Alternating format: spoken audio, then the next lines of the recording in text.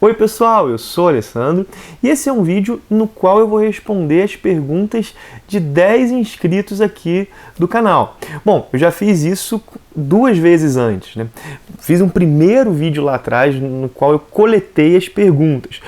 Pedi pra galera perguntar, inclusive não delimitei o assunto, não necessariamente as perguntas deveriam ser só sobre quadrinhos e, bom, fui respondendo 10, não 10 perguntas, mas 10 inscritos por vídeo. Chegamos ao terceiro de respostas agora. Bom, vamos começar logo a responder as perguntas, mas antes eu quero dar aquele aviso que eu sempre dou, né? O link da Amazon que eu deixo em todos os vídeos, caso você vai fazer uma compra nessa loja, comprando por esse link ajuda demais. Sei que nesse contexto de pandemia, tenho dito isso sempre, as compras foram muito reduzidas, isso é totalmente compreensível, entendo a prudência, mas até por isso eu lembro mais, porque caso você vai fazer uma compra, lembrar do canal acaba sendo até mais importante.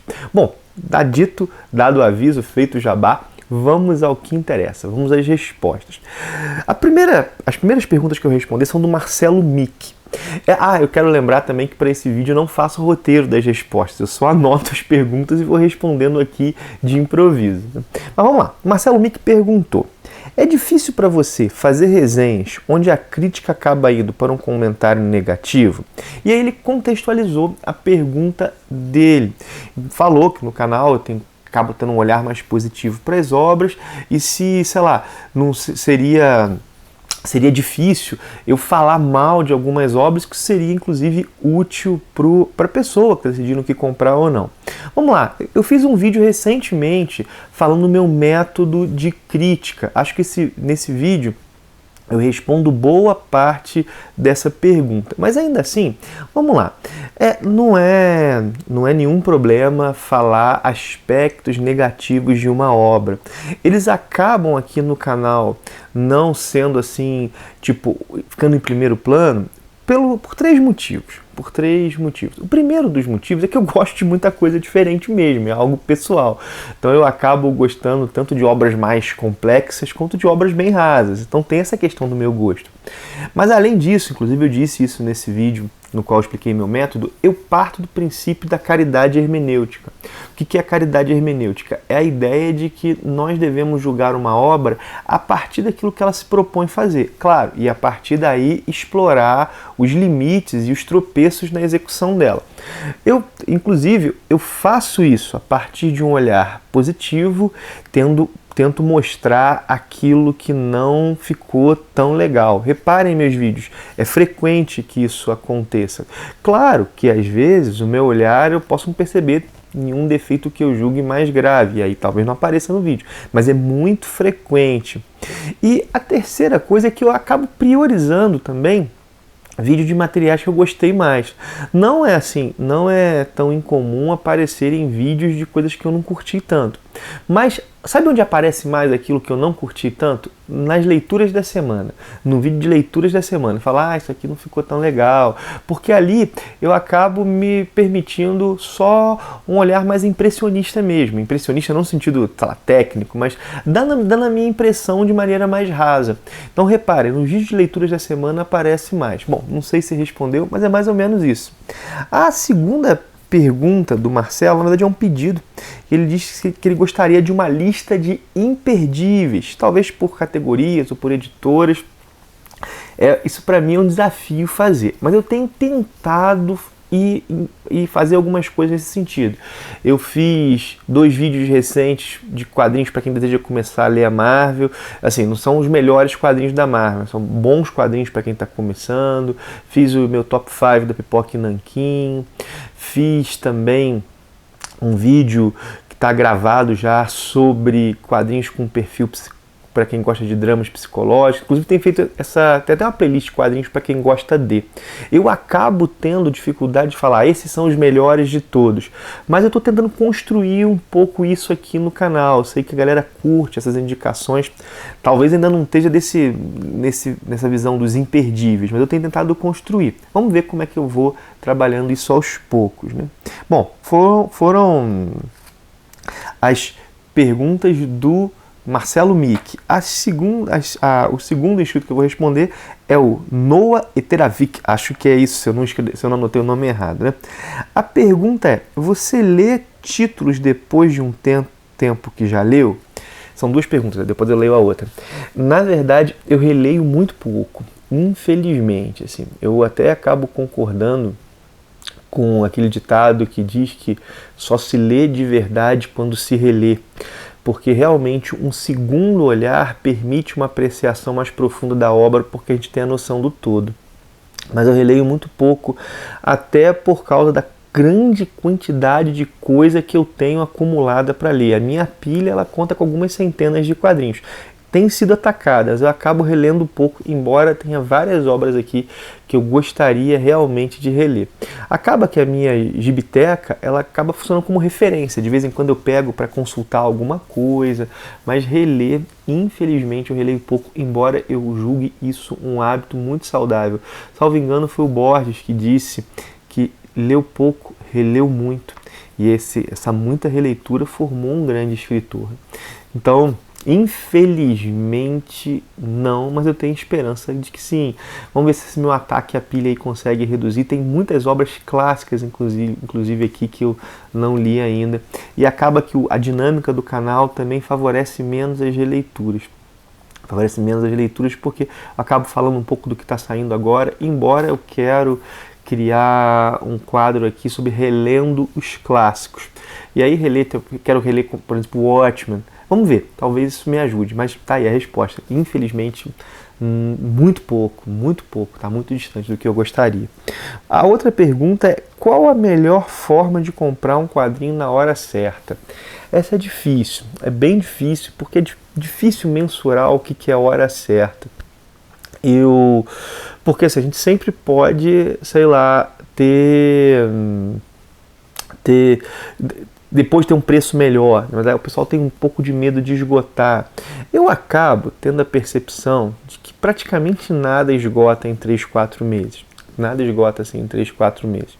Então, acredito que seja assim, acabo não ficando tão ansioso nesse contexto de espera. O que eu faço é o seguinte, né? Quadrinhos capa dura que vão para a Amazon, no geral, eu espero um desconto de 40%. No geral, eu faço isso, espero esse desconto de 40%. E os quadrinhos que vão para a banca, ou eu compro na banca quando saem, ou eu compro no site da Panini quando tem um desconto de 20%. Acaba sendo, então, assim, quadrinhos encadernados, capa cartonada, mensais, desconto de 20%.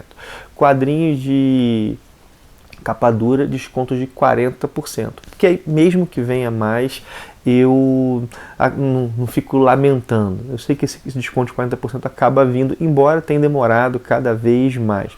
Já aconteceu de eu perder algum quadrinho que eu gostaria de ler nessa estratégia? Já aconteceu. O Preço da Desonra, da Pipoca e Nanquim. Embora, assim, tá, joguei o jogo e infelizmente não deu e não dá para ficar lamentando tanto, mas é um pouco a minha estratégia, é bem simples. Acaba que também tem, assim, o que é a hora certa é difícil. Às vezes alguns quadrinhos a gente esperar muito para comprar, ainda mais quadrinhos que vende pouco, já pode acabar não incentivando que aquele quadrinho continue saindo no mercado.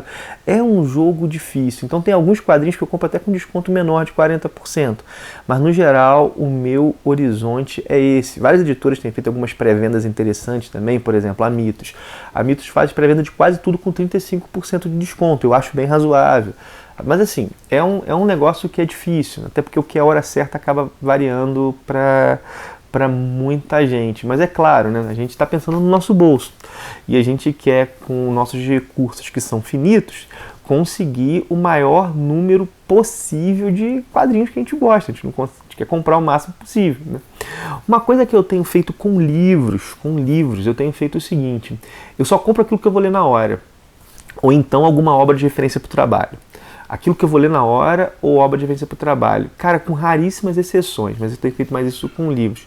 Porque me percebia comprando muito e acabava não lendo na velocidade que eu comprava, mas lendo pouco. Então acabou que foi essa a minha estratégia. Espero aí ter respondido a pergunta. Pergunta do Leonardo Barbieri. Você já teve problemas com falta de espaço na sua coleção? O que fez para resolver? Bom, espaço, tempo e dinheiro são sempre os grandes desafios, né? Mas já sim, algumas vezes, o que acontece? Na casa dos meus pais, a minha coleção era muito menor do que é hoje, mas eu acabei tendo problemas de espaço, aí meu pai... E aí o que acontecia? Eu arrumava ela diferente, né? Às vezes eu arrumava as revistas em pé, aí passei a arrumar deitado para caber mais, naquele contexto caberia mais. Depois meu pai fez umas prateleiras de madeira no meu quarto e isso melhorou bastante. Mas depois que eu me mudei, eu morei em 3 lugares. Na verdade, estou no 4º lugar agora, né? Agora é minha casa mesmo, minha casa própria. Mas em 2 desses 4, vamos lá, 2 dos 3 lugares que eu morei em aluguel eram apartamentos de 3 quartos. Na época eu não tinha filho, né? Então o que acontecia? Um desses quartos, mesmo depois que eu tive filho aconteceu isso.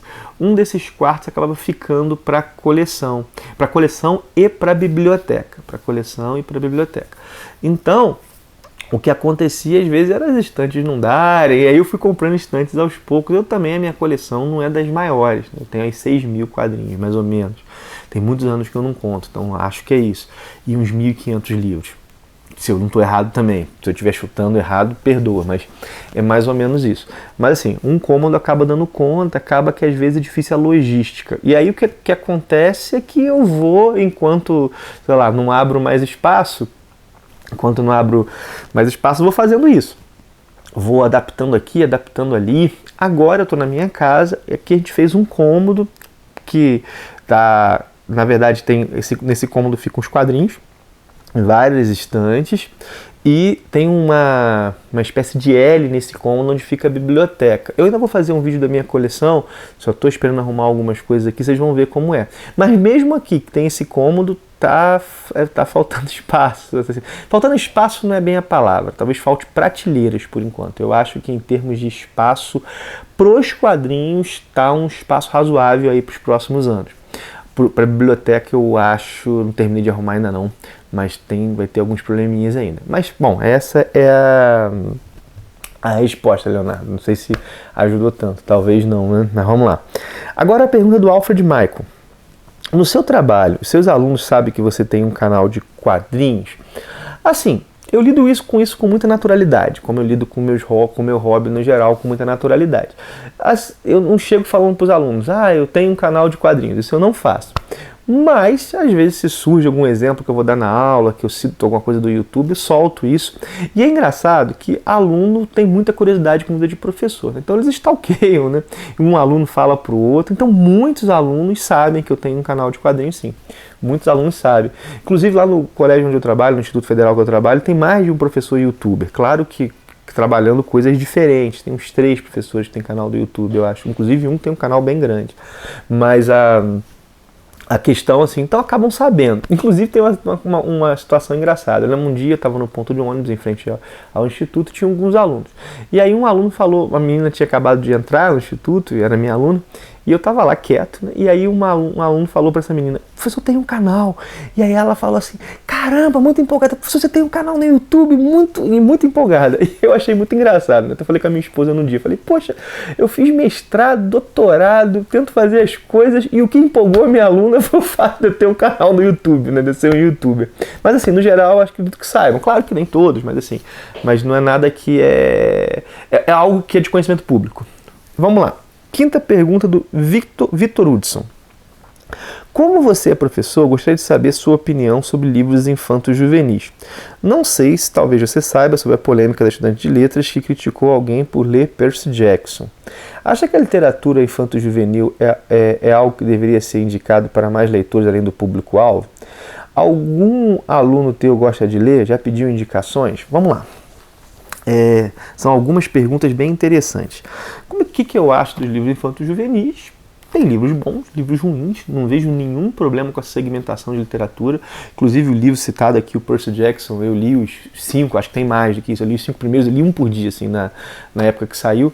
É um livro que tem seus problemas, mas é divertidinho, não teria nenhum problema no filho meu ler, por exemplo. Acho que gerar o gosto pela leitura é uma dinâmica importante, inclusive acredito que seja um desafio, né?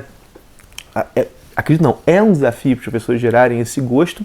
E, assim, é claro que o professor de literatura, inclusive outros professores também, tem que fazer com que o aluno tenha contato com a literatura infanto-juvenil. Isso é ótimo, mas também acho importante ter contato com a literatura clássica. Isso, por si só, não é algo que vai ser chato. Tem um professor no instituto que eu trabalho, que faz um trabalho maravilhoso com isso, mas, assim, acredito que a estudante de letras criticar alguém por ler Percy Jackson é, assim, bobeira, né, cara? Tipo, imagina, eu vou criticar alguém pela leitura que ela tá fazendo. Primeiro, o que eu tenho a ver com a vida da pessoa? E segundo, que há uma literatura que tem seus objetivos e seus méritos. Por exemplo, como eu disse, o Percy Jackson acho que tem vários problemas, embora tenha algumas coisas que são legais, dá para puxar alguma coisa com mitologia, por exemplo.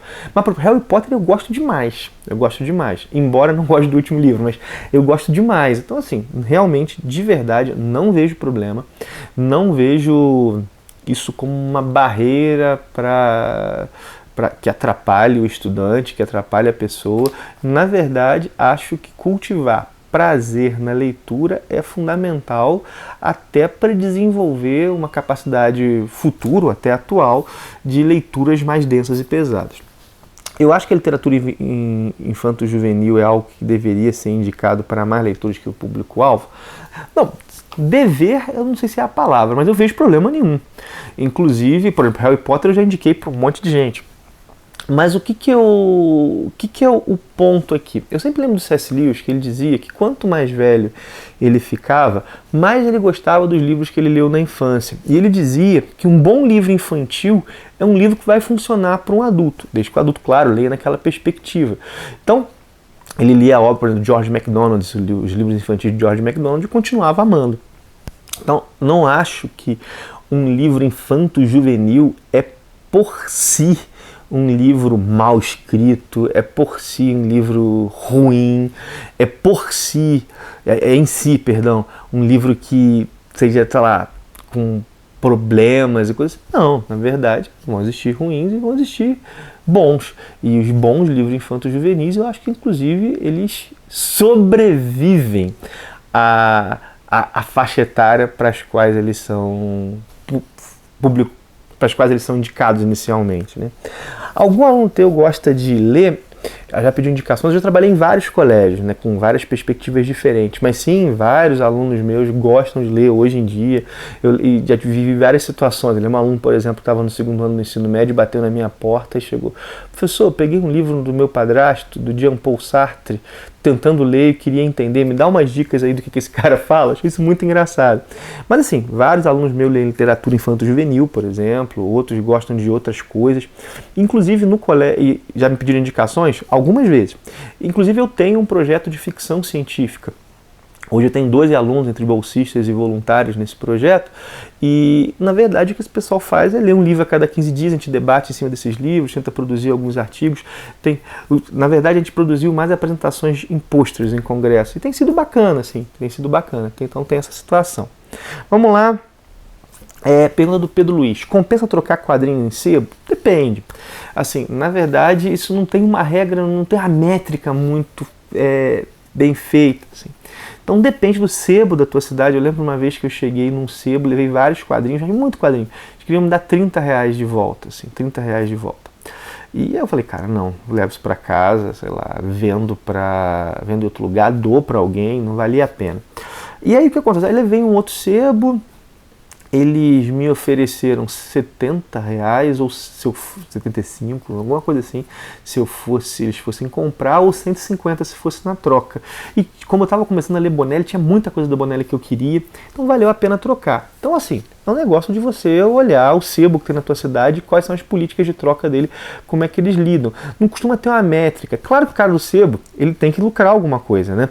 Mas acaba que é um cálculo. Às vezes dá para vender pela internet também, se a pessoa quer. Então depende do sebo, depende de onde você está. No geral, às vezes que eu troquei, valeram a pena. Vamos lá, essa foi do Pedro, agora do Thiago Cavalcante. Você conhece o personagem da Image Comics Spawn? Ou Spawn, sei lá. Você já leu? O que conhece sobre o personagem? Bom, conheço sim.